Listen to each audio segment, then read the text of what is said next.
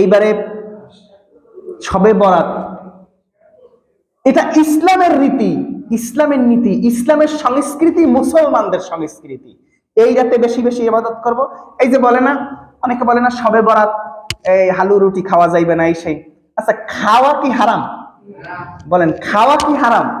হ্যাঁ, শবে বরাত, এখন আপনি শবে বরাতের রাত হয়েছে ইবাদতের রাত, এখন আপনি ইবাদত বাদ দিয়ে হালু রুটি বানাইতেছেন, তাইলে এই হালু রুটি তো গুনাহ, এই হালু রুটি তো বেদাত। হ্যাঁ, তারা যে বলে সেই ক্ষেত্রে এই হালু রুটি বেদাত, কিন্তু শবে বরাতে হালুয়া রুটি খাওয়া যাবে না, তাইলে তো শবে বরাতে ভাতও খাওয়া যাবে না, কারণ হালুয়া রুটিও খায়, ভাতও খায়।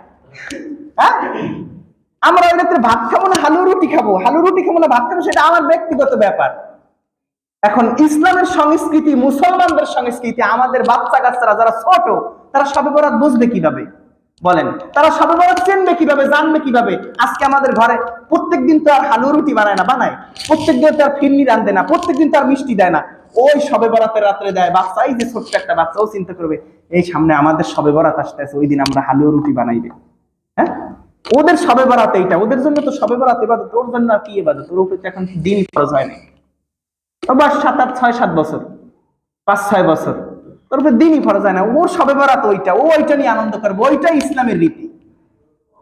এই জন্য শবে বরাতে হালুয়া রুটি অবশ্যই হবে, কিন্তু ইবাদত বাদ দিয়া, ইবাদত বাদ দিয়া না।